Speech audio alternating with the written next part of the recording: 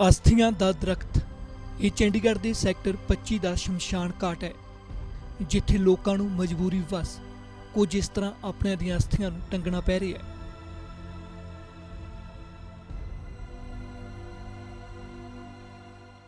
Corona virus ने जिंदगी की रफ्तार ही नहीं रोकी बल्कि जीवन के आखिरी सफ़र पर भी ब्रेक लगा दिए हैं। हम इस वक्त मौजूद हैं चंडीगढ़ के शमशान घाट पर, जहां पर अस्थियां रखने का संकट खड़ा हो गया है। समस्या यह है कि लॉकडाउन कारण लोग अस्थियां परवाह नहीं करन जा सकते, जिस कारण हुण अस्थियां रखण लई शमशान घाट 'ਚ ਥਾਂ ही नहीं बची।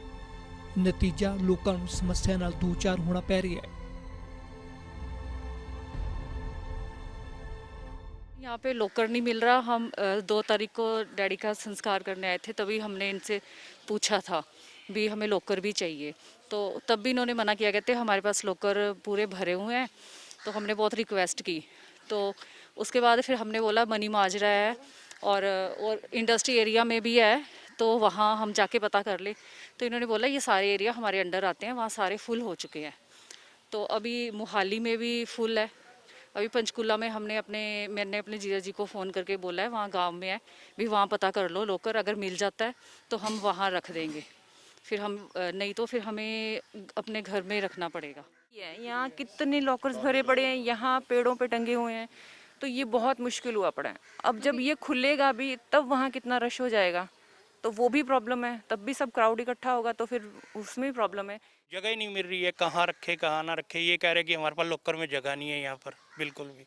इसकी तो बहुत ज़्यादा प्रॉब्लम हुई है। हम तो कल के इनको कह रहे हैं, कभी 20 सेक्टर जा रहे हैं, कभी मनी माजरा, सारे यही कह रहे हैं कि कहीं जगह ही नहीं है हमारे पास रखने के लिए, कैसे करें। सवाल हुण चंडीगढ़ प्रशासन ते उठ रहा है। आखिर प्रशासन इस समस्या का कोई हल क्यों नहीं कढ रहा?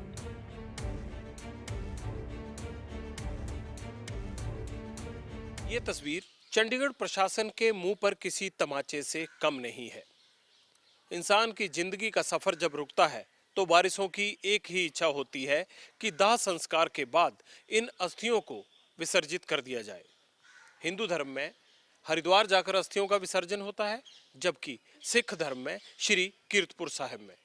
लेकिन लॉकडाउन के चलते इन दोनों जगह पर पहुंचने के रास्ते खुले नहीं हैं और अस्थियों के लिए शमशान घाट पर जगह न होने के कारण अब ये पीपल का पेड़ इन अस्थियों का आखिरी पड़ाव बन गया है।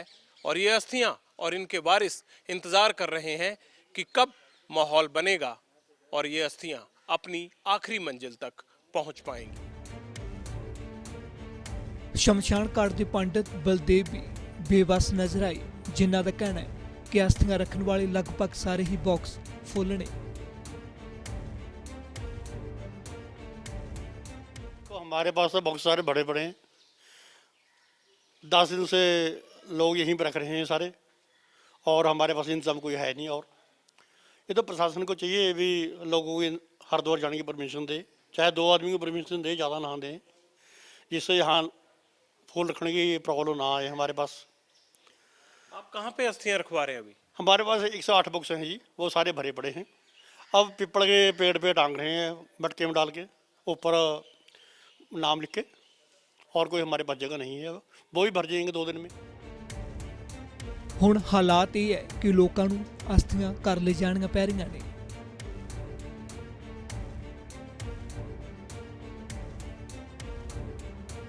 ये मसला लोगों की भावनाओं से जुड़ा हुआ है और प्रशासन इन भावनाओं से खिलवाड़ कर रहा है।